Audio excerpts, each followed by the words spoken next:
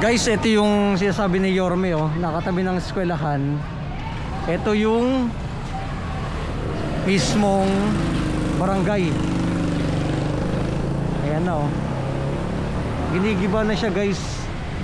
Barangay 313 Zone 13. Ayan, oh. Wala na mismong tao sa loob. Gira na, oh. Nasa ito yung eskwelahan. At ayan, no, sinisira na. Ayan sila, sir, oh. Ma'am, go, gigibay mo. Yung sinabi ni Yorme. Yung sinabi ni Yorme. Nandiyan pangalan ni Joel Chihuahua eh. Ah, kaya pala. Oh, siya nagpagawa, no? Oh. Pinagawa ni ano, ni Joel Chua. Pangalan niya nandyan, kaya ano, napatanggal na ni Yorme eh. Kasi nasa ano kasi sidewalk eh.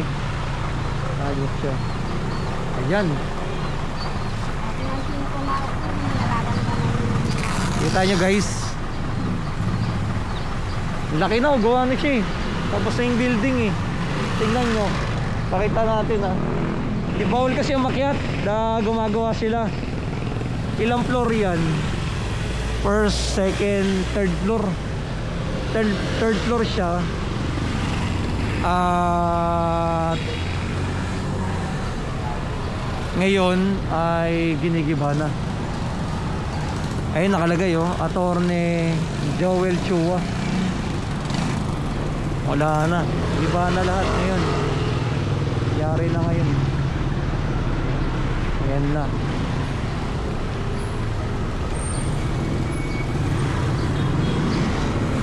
Alayin natin yung mga tao, no? Yung mga nandito. Dahil ito ay ginigiba na mismo, no? Gawa na yung building, no? Mayroong mga nanghihinayang.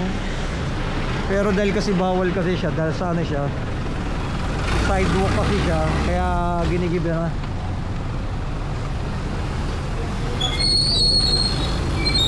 Sir, ano masabi nyo na ginigiba na to?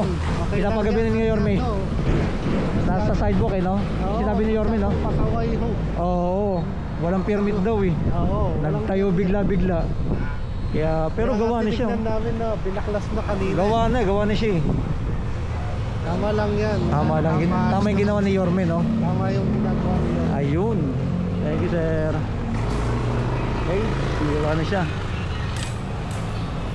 Yan ang pinaka ano dyan. Ng third floor, oh. Grabe, no? Diba, wasak. Pinagiba na ni Yorme. Ito si Mami. Mami, anong masabi mo dito sa pinapagabihan ni Yorme? Yung katabi kasi ng eskwelahan. Eh, sinabi niya sa speech niya, etong ano, barangay hall. Ano masabi mo dyan? Okay lang tanggalin. Okay lang natanggalin. Kasi nga walang permit siya. Tapos mismo nasa may sidewalk siya mismo, no? Daanan ng ano. Wala nang daanan ng tao mismo. Kaya ayun talaga. Kita niyo, no? Ang dami ano na pinatanggal na mismo ang barangay hall 313 Zone 31. Office of Councilor Attorney Joel Chua, District 3 Manila. Ito kasi eskwelahan. Kaya ang mangyayari ganun.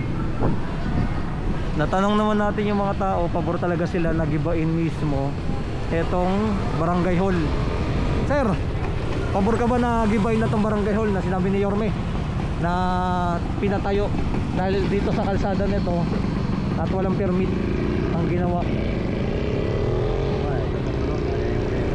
Oh, yung alam. Sayang lang yung pera, no? Pera ng taong bayan. Pera ng taong bayan lang na ano. Ayun, thank you, sir. Nasa wala na madaanan ng mga tao. Tama lang naman yun, sir. Kaya ngayon. Tama lang, no? Eskwelahan. Ayun. Ayun, no, guys, oh. Paliparan natin ng drone itong mismong katabi para makita nyo yung ditong side. Ha? Paliparan natin ng drone. Kiusap ko sa DPWH, Huwag po ninyo kayong magtatayo.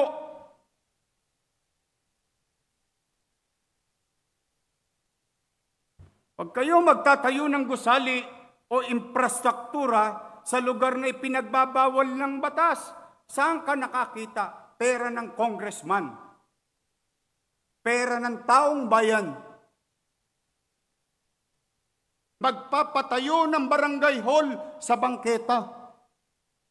Kala ko ba tagagawa kayo ng batas? Bakit kayo nagtatayo ng barangay hall at building sa tapat ng eskwelahan? Nasakripisyo ang teacher, estudyante, para lang ma-display nyo mga pangalan ninyo sa mata ng publiko na kayo'y may ginawa. Pero ikinarga ninyo sa bangketa where you know very well, roads, alleys, and boulevards and avenues are beyond the commerce of men. Naglilinis kami dahil kayo'y congressman, kayo'y siga, ni walang permit, ni walang construction permit, ni walang building permit. Subukan niyong gawin yan sa harapan ko ngayon. Iohoyo ko kayong lahat.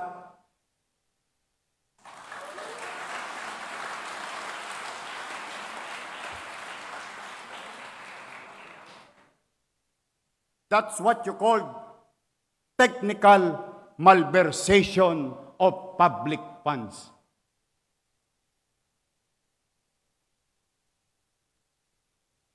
Diyan sa 5th District, kalsada, gagawa nyo ng building sa gitna? Sisira na ba ulo ninyo? Noong panahon na yon, dahil takot sa inyo ang mayor, dito sa Maynila, there is a new sheriff in town.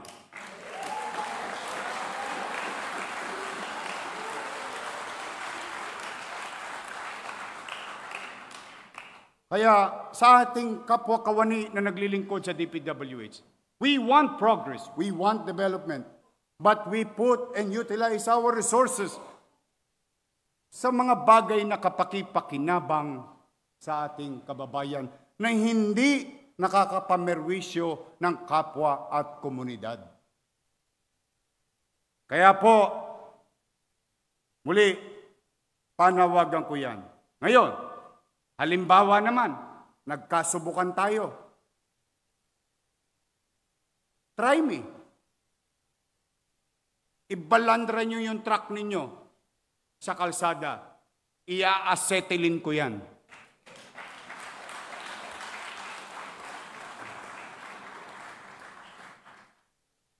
Bakit? Ang taong bayan, walang lakas ng loob lumaban sa politiko. Kaya ang hinagpis nila, sa loobin nila, parang wala nang gobyerno sa lungsod ng Maynila. Kaya I hope we are very clear about this, Engineer Andres. No permits will be allowed without proper coordination.